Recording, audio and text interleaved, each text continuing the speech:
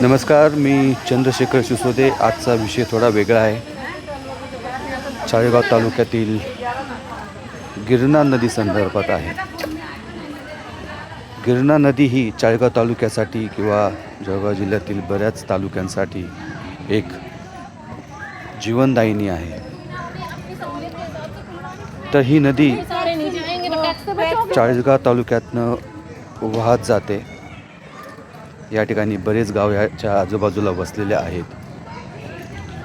आपण जर साधारण पाहिलं तर गिरणा नदीला जून ते मार्च दरम्यान पाणी असतं बऱ्यापैकी.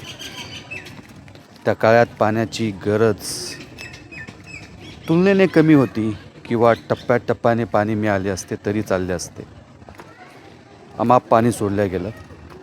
आता मात्र ऐन उन्हाळ्यात जेव्हा पिके, माणसे आणि जनावरे यांना पाण्याची सर्वाधिक गरज आहे, त्याचवेळी प्रशासनाने नदीवरील विहिरींमधील मोटारी काढण्याचे आदेश दिले आहेत. यावर्षी पाऊसही लांबला आहे.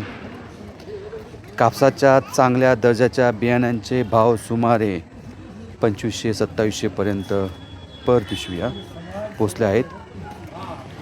केळी उत्पादक शेतकऱ्यांची परिस्थिती तर अधिक चिंताजनक आहे. पाण्याअभावी तयार झालेले केळीचे गळून पडण्याची भीती निर्माण झाली आहे. म्हणजेच शेतकऱ्यांच्या हातातोंडाशी आलेला घास हिरावला जाण्याची वेळ आली आहे. जवळपास सर्वच पिकांचे वेगवेगळ्या प्रकारे नुकसान होत आहे. शेतीच्या समस्यांबरोबरच आता नदीकाठच्या गावांमध्ये पिण्याच्या पाण्याचाही गंभीर प्रश्न निर्माण झाला आहे. यामुळे केवळ शेतीच नव्हे तर ग्रामीण अर्थव्यवस्था, पशुधन आणि सर्वसामान्यांचे दैनंदिन जीवनही मोठ्या संकटात सापडले आहे. आपण किती शिकलो तरी काही प्रश्न अनुत्तरित जातात. त्यापैकी हा एक प्रश्न मला पडला आहे आणि त्याचे उत्तर जाणकारांकडून मिळावे अशी अपेक्षा आहे.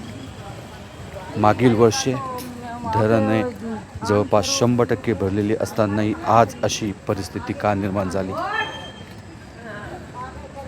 8 महिने सतत पाणी सोडले गेले आणि आता उन्हाळ्याच्या अत्यंत गरजेच्या काळात पाणी बंद करण्यामागे काय कारण असावे?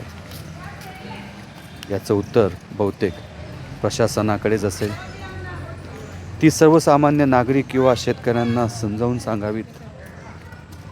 पाणी नियोजन, धरणातील उपलब्ध साठा, बाष्पीभवनामुळे होणारी पाण्याची हानी आणि इतर कोणती कारणे याबद्दल अधिकृत माहिती मिळाल्यास अनेक गैरसमज दूर होण्यास मदत होईल.